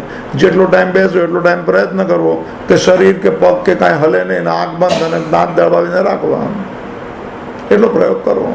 આ તંત્રનો બહુ પ્રસિદ્ધ પ્રયોગ છે. અગર શરીર બિલકુલ નહીં હલે તો મન બિલકુલ બંધ થઈ જશે અને બિલકુલ મન બંધ થઈ જશે તો ધડકન બી સંભળાઈ જશે, તો પછી કલી ખુલતી બી અવાજ સંભળાશે. આ બેઝિક ફોર્મેટ આ રીતની છે. એ ફોર્મેટને તમે તમારી રીતે ઉપયોગ કરી શકો. કારણ કે શું છે કે સર્જનમાં વધારે મને અનુભવ કરી શકાય, વિસર્જનમાં નહીં, સ્થિતિમાં નહીં, કોઈમાં નહીં તો આવું મને કે જન્મદાતાનો અનુભવ આપણે કરી શકીએ એમ છે. મને જે એકવાર અનુભવ થઈ જશે ત્યારે ખબર પડશે કે ભાઈ હું બી માલિક સાથે છું, મમે વાંશો જીવનો, તો આવું કરી શકાય એમ છે. અને આપણે મને માનવું કે હું પરમાત્માનો અંશ છું, ભગવાનનો હું મારા બાપ મને આ જન્મ દેવાવાળો પરમાત્મા છે પણ આ લોકોને નિમિત્ત બનાવ્યો મા બાપને. એટલે એની બી થોડી મને એની સાથે બી વર્તન એવું મને બધા સાથે સારું જ વર્તન કરું. મા બાપ સાથે અલગ ને બીજા સાથે અલગ શું કામ? વિનમ્ર કેમ નથી બનાતું? હજુ મને હું ને મારા પણ એટલું બધું જ કે કોઈ નાના થઈ જાય, કોઈ મોટા થઈ જાય, મને તો હસવું આવે છે બધું સાંભળીને. અને પોતાની કક્ષા બહુ નીચે ઉતારી દીધી, પશુ બની ગયો વ્યક્તિ. હજુ કેમ મોટું ને નાનું થાય છે? મોટા માણસો ડીશ બદલાઈ જાય છે. મને તો બહુ નવાઈ લાગી હતી. મેં તો પાછા થોડા ગ્લાસ બાસ બદલાઈ ગયા, બહુ જૂની વાત છે. પ્લેટ બી થોડી બદલાઈ ગઈ હતી. મેં તો રોજ આપણે આવે છે આમાં બદલાઈ. મેં કીધું શું છે કે બોલે ખાસ માણસ કોઈ આવવાના છે. મેં તો ભાઈ અમે લોકો ખબર નહીં શું થઈ ગયું. આ દુનિયામાં બધું થોડો ભેદ મજા આપણે ભાઈ આ સંસારી માટે આ છે પણ આંતર પ્રવેશ સભ્ય નથી. એને બહાર ગાવતા રહેવાનું. મને શું નામ છે? શુભ લક્ષ્મી બધા ઘણા છે. સારી વાત છે પણ લાગે કે થોડી ભક્તિ કરીએ છીએ તો મૂળ કહેવાનો મતલબ છે થોડો ભાવ રાખો. બધી ચીજનો જન્મદાતા પરમાત્મા છે અને મારો બિલકુલ છે એટલે મારી જવાબદારી પરમાત્મા તરફી જ એમ છે મારે કહેવાનો મતલબ. હું અગર મારી વૃત્તિમાં એવો ભાવ કરી દઉં કે હું જવાબદાર છું ભગવાન સાથે ને ભગવાનને બે જ ચીજ પસંદ નથી એની સાથે જોડાવા માટે, જન્મદાતાની બિલકુલ મુલાકાત થઈ જાય. એકવાર મુલાકાત થશે પછી કોઈ વાર જન્મ નહીં થાય. એની મુલાકાત જ એક જરૂરી છે. પછી ક્યારે બી બિગિનિંગ લેસમાં આવશું એટલે ક્યારે બી એન્ડ લેસમાં નહીં જઈએ. બિગિનિંગ જ પૂરી થઈ જશે. એક જ વાર એ જન્મદાતાને મળ્યો ભાઈ. મા બાપની પુનરપી જન્મની ગર્ભાશયની યાત્રા શંકરાચાર્ય બહુ જોરથી કીધું. લોકોએ કીધું શંકરાચાર્ય જ નહીં જોયું. વૈષ્ણવ ધર્મ સારો છે ગજબ યાત્રા કરી હતી એમ. જનની જઠરે શયનમ આ બારે ઘડી આ ચક્કર શું કર્યું છે એમ તું તારી માએ રૂપ નીચોવીને તને જન્મવાનું તું બજારમાં ભરે છે એમ શંકરાચાર્ય કીધું.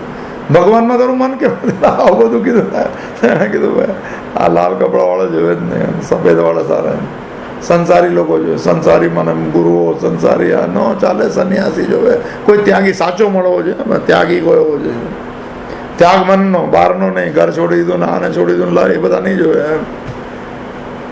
તો બિલકુલ જન્મદાતા મને અગર સાથે જોડાણ થઈ શકે એમ છે. પણ આપણે એવું માનવું કે મારા મને કૃષ્ણે તો કીધું જ કે પિતા હમ જગત છે, માતા પિતા દાતા પિતામહ, બધું આ 9મો અધ્યાયમાં બધું આ બધા શબ્દ લખેલા છે. તો આપણે થોડી કોશિશ કરવી એવું માનવું કે ભગવાન સાથે જન્મદાતાને મુલાકાત કરવા માટે એને બે જ ચીજ છૂટી જાય એટલે એની સાથે મુલાકાત. રાગ અને દ્વેષ છોડી દો, એક જ રસ્તો. આખી ગીતાનો સાર. ના કોઈ જપ નહીં, કોઈ નહીં. ખાતા પીતા મજા કરતા ખાય. ભગવાન તો કહે છે કે મોજ કરીને લખેલો શબ્દ છે. 63મો શ્લોક હશે કે 64મો હશે. 64મો શ્લોક બીજો અધ્યાય. એક જ સાધન મોટામાં મોટું. અચ્છા, આ એક સાધન અગર લઈ લો તો આગળ બી આપણે નહીં જઈએ. અને મોઢે કરજો શ્લોક, કોઈ મોડા કરો, ગીતાનું ઓલું લિસ્ટ જવા દેજો. હા, 2 શ્લોક મોઢે કરજો, 64, 65. રાગ દ્વેષ વિયુક્તેસ્તુ વિષયાન ઇન્દ્રિયાન ચરણ. આનાથી મોટું કોઈ સરળ સાધન કૃષ્ણ નહીં આપી શકે. અને આપણે સરળતા સાથે વિરોધ છે. આપણે તો અઘરું અઘરું જોવે, લાઈનમાં 2 કલાક ઉભા રહ્યા, પછી કૈલાસ ગયા અને 4 ધામ ગયા અને પૂજા 2 કલાક કરી. અરે કરો, સારી વાત છે. રાગ દ્વેષ વિયુક્તેસ્તુ વિષયાન ઇન્દ્રિયાન ચરણ. ખાલી રાગ દ્વેષ છોડી દે, લાઇક્સ અને ડિસલાઇક્સ. અને પછી વિષયાન ઇન્દ્રિયાન ચરણ, આખી મોજ કરને, આંખથી રૂપનું, જીભથી સ્વાદનું, જે કરવું હોય કરે. અર્થ બી એવો જ છે, વિષયાન ઇન્દ્રિયાન ચરણ. ત્યાં ચરાવ, મોજ કરજે, ખાલી રાગ દ્વેષ છોડીને. તો શું થશે? રાગ દ્વેષ છોડેલાને કૃષ્ણ એટલું મોટું નામ આપ્યું કે આત્મવશ્ય વિધેય આત્મા. એનું બીજી લાઈન, એને પોતાના પર કંટ્રોલ કરી દો. રાગ અને દ્વેષ છૂટે તો આપણા પર કંટ્રોલ છે. સમજી લો, આ બધી સાધનાનો ફળ આ છે. આ તો મને યાદ આવ્યું હમણાં. આત્મવશ્ય વિધે, આ શ્લોકને છોડતા નહીં. જીવનમાં કંઈક મેળવવું હોય તો મળેલા ને પ્રણામ છે, ન મેળવવાને કોઈ લેવા દેવા નથી. આત્મવશ્યનો હતો કે એના પર બધા પર કંટ્રોલ કરી લીધો. આત્મા એટલે મન, બુદ્ધિ, ચિત્ત, અહંકાર. એને એ આત્માનું નામ છે. આત્મવશ્ય, એના પર વશ થઈ ગયા. આત્મવશ્ય વિધે, વિધે આત્મા એટલે સ્વાધીન અંતઃકરણ, એવું ભાષાંતરમાં લખેલું છે આમાં. આત્મવશ્ય વિધેય આત્મા. તો શું થશે એનાથી? રાગ દ્વેષ પ્રસાદમ અધિગચ્છતિ. આ કૃષ્ણથી આપેલો પહેલો પ્રસાદ, પહેલો ને છેલ્લો. એમ સાગર, ચક્કા ને ઠોર, એટલા બધા લોકો તો ઠોર ખાતા જ નથી, બીજાને પાસો કરે છે. આ કડક છે એટલે કે શું ખબર નહીં. મેં જોયું કે બધાને આપ્યા, એમણે બીજાને આપી દે. તમે લો પ્રસાદ, કે અમે પ્રસાદ લીધો. આને ભાવતો નથી. એટલે જે પ્રસાદમાં બી ભાવવાનું ન હોય. તો આ આત્મવશ્ય વિધેય આત્મા થશે તો પ્રસાદમાંથી ગચ્છતિ, પ્રસન્નતાને પ્રાપ્ત થઈ. અને પ્રસન્નતા છેલ્લો દરવાજો, જન્મદાતાની મુલાકાત. એ આ રાગ દ્વેષ છૂટી જાય, લાઇક્સ અને ડિસલાઇક્સ, એટલે તરત જ મને દબાયેલી પ્રસન્નતા આવવાની સાથે દરવાજો છે આ ખુલ્યો. અને પ્રસન્નતાનો, અને પ્રસાદે સર્વ દુઃખાના માની હસ્ય ઉપજાય છે. અને આ પ્રસન્નતાનો એકવાર અનુભવ થઈ ગયો. આ 65 નંબરનો શ્લોક, જે નંબર હશે. પ્રસાદે સર્વ દુઃખાના હાનિ હશે. પછી દુઃખ સુખ બધું છે બહાર રહી જશે. ભાઈ અંદર મોજ જ મોજ છે, દુઃખ સુખ તો બહાર થઈ ગયા. હોશિયાર માણસ છે, સંવેદનશીલ છે. એવું નહીં, એને ખબર છે કે આને સુખ કહેવાય, આને ખબર છે આને દુઃખ કહેવાય. જોડાવાનું બંધ કરી દેશે. આ જોડાઈ ગયા એમાં તો ખલાસ થઈ ગયા. પ્રસાદે સર્વ દુઃખાના હાનિ હસ્ય ઉપજાય તે પ્રસન્ન ચેતસો યાસુ. ચલો, પ્રસન્ન અંતકરણ થયું તો શું? બુદ્ધિ પર્યવતિષ્ઠતે. એની બુદ્ધિ ભગવત ભાવમાં, જન્મદાતામાં સ્થિર થઈ જશે. બીજા કોઈ સાધન ના કરવાય. તો આ રાગ દ્વેષ વાળું અંતિમ સાધન છે. હોશિયાર લોકો, બુદ્ધિશાળી આ સાધન કરવું. બાકી ઢીલા ઢાલા હોય તો પૂજા પાઠ કરવી સારી છે. જેનેમાં બહુ મન ન લાગતું હોય, બુદ્ધિશાળી વધારે હોય, એને ખાલી વિચાર કરો કે બધી ચીજમાં રાગ અને દ્વેષ છુપાયેલા છે. ત્રીજા અધ્યાયમાં આગળ એક્સટેન્શનમાં કહે છે. તે એ લાઇક ડિસલાઇક વગર કેવી રીતે જીવવું એ પોતે નક્કી કરવું. ન ફાવે તો આપણને કહેજો, આપણે એક રસ્તો જોઈશું. તો આપણે વધારે નહીં જતા. ભૂલ થઈ ગઈ થોડી જન્મદાતા શબ્દોમાં. આવતા વખતે પ્રાણી માત્રનું ભરણ પોષણ, આ એક સાથે જગત રૂપે અલગ અલગ હાજરા હજુર છે. સૌનો અંતરાત્મા અને પ્રાણી માત્રને કેવી રીતે ઉછેરે છે. બધું નવા નવા શબ્દો છે, આપણે તો ખબર જ નથી કોણ ઉછેરે છે. આ બધી અંદરની યાત્રાઓ છે. આની સાથે આપણો કોઈ પરિચય નથી. આપણે પ્રયત્ન કરશું એની સાથે પરિચય કર્યો, અને પરિચય વગર પ્રાપ્તિ થતી નથી. જ્યાં આપણને ભગવાનનો પરિચય નથી એટલે મળતા નથી. આપણને સુખનો પરિચય નથી એટલે વસ્તુઓમાં જઈએ છીએ. આ પરિચય થઈ જશે એની સાથે તો મુલાકાત સંભવ થઈ છે. જાણતા નથી તો કેવી રીતે મુલાકાત થાય? તો આવતા વખતે આપણે મતલબ પાસ કરી નાખશે. સર્વરૂપ રૂપાય વિષ્ણવે